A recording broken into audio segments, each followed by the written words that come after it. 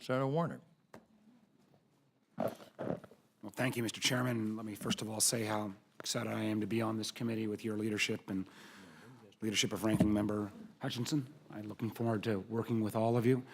I have to say at the outset that, as many in the room know, a few years ago concluded a term as governor of Virginia, and there was no issue more vexing than transportation. A lot of things I can proudly point to that we accomplished, but solving Northern Virginia's transportation woes, unfortunately, was not one of them. Since the chairman has given me opportunity to speak, let me just raise three issues very quickly that I hope either now or at some other point we could discuss. I recall as governor how challenging it was at times to deal with the Department of Transportation at the federal level, because so many agencies within your control and over the last year plus have co-chaired a bipartisan task force on infrastructure. And as we hopefully move in a 21st century infrastructure program to more multimodal projects, I wonder if you've, and I know this is very early in your thinking process, but have you given any thought to the 11 separate agencies you have within the department and how the boxes are aligned, and whether there needs to be any realignment of those functions to make sure that as we think about a project like Dulles Royal or others that has aviation, mass transit, and highway combined, that you've got those funding flows and goals all aligning on a multimodal basis, number one.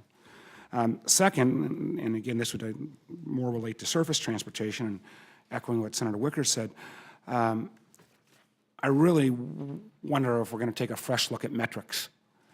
You know, we've had kind of some of the old standards like VMT and others that have driven some of these formulas, when truly at this point, mobility, safety, climate change, these host of these other issues are going to have to be somehow factored into the metrics by which we evaluate projects, and would love to have your comments on that.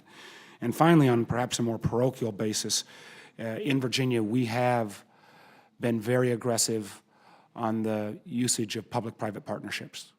And we have some actually some wins in that category. And again, for folks in the region, we will soon see some relief on the Virginia side on the Beltway with the addition of the hot lanes. I'd love to have your thoughts on public-private partnerships. And while I'm generally supportive, one of the things I think we always have to watch out for as we look at public-private partnerships is making sure that the private sector actually has some skin in the game, some risk capital, and it's not just the public sector putting up the dough and the private sector reaping the benefits at the back end of the project. So if at some point you could comment on that as well. But Mr. Chairman, thank you for, as a member of the Senate, letting me have the chance to make a couple comments. And again, I look forward to working with you on this and very other important matters on this committee. Senator Warner. Thank you, Mr. Chairman. I want to go back to the 3 points that I'd raised earlier. Representative LaHood, and first of all, let me acknowledge this first question is more, you haven't even got in there yet, got your arms around a very, very large department. But again, my prior experience as governor and working somewhat over the last couple of years on this issue, the complexity of the 11 agencies that fall within DOT, that structure seems to be pretty much set up in a 20th century structure. And as we move particularly towards this, what I hope will be one of the directions of more looking at a project on a multimodal basis, the funding streams and the revenue streams that come out of these specific agencies don't always intertwine.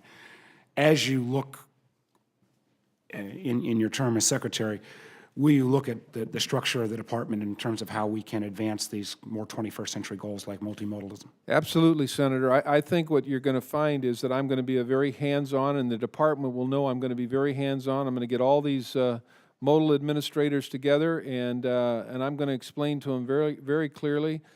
We have a mandate from President Obama to get things done with as less bureaucracy and less red tape. We want to put people to work. We want to make sure that we, carry out the mandates of Congress on Amtrak and on FAA. But I'm going to pull people together, and I'm going to make them work hard, and we are going to work hard. And if it means eliminating something here or there or combining a few things, it'll be done. Thank you. The second part kind of goes from the structure to the metrics. And again, I think Senator McCaskill and Senator Wicker was raising issues about accountability. I do think there's oftentimes a lack of knowledge at a lot of policymakers' levels on what the metrics of evaluation are going to be. Again, I think back about the old VMT standards and others. You've talked about a livability standard. There's conversations about a mobility standard. My hope, and this would have to be done fairly quickly, but as you look at some of the projects that are going to come out of the President's Reinvestment Act, I would love that some of those projects on almost a kind of a beta test model might be evaluated on some of these new metrics, so that as you get to the reauthorization bill later in the year, you had some new metrics out there that are going to take into account accountability and take into account livability, mobility, these I think, again, more 21st century ways we're going to measure our infrastructure investment. You have my commitment to do that, Senator. I think it's very important. We need to really move into the 21st century on some of these things, and I think the reauthorization bill is going to allow us to do some of these, have some Looks of at these. a whole new way of evaluating Absolutely, projects. absolutely. So that we've got more agreement Get between more the public value, and absolutely. policymakers in terms of value. Yeah. And you've raised the issue, and I appreciate your comments and Senator Hutchinson's comments about the tolling. I do think public-private is going to have to be a piece of this, and I would add Senator Klobuchar's idea that of laying dark fiber while you're putting in the roads is something we've tried in Virginia with some mixed success, but it makes an enormous amount of sense, and is one of those areas of public-private. But my hope, as a state that's been kind of out there on the leading edge of public-private partnerships in transportation for more than a decade, that as we look at these initiatives on the public-private side, that we make sure that the private party has actually got capital at risk and skin in the game. There have been too often proposals that again came by my desk as governor that had the private partner looking good at the first blush, but taking none of the risk and getting all the rewards on the back end. Sure. So as we look at public-private, which oftentimes involves tolling, making sure that they've got skin in the game is very important. I'd like to use your expertise on that and see if we can make it happen. And being a part of this committee, I think it will be a priority. Thank you, sir. Thank you. Thank you, Senator. Senator Beckett.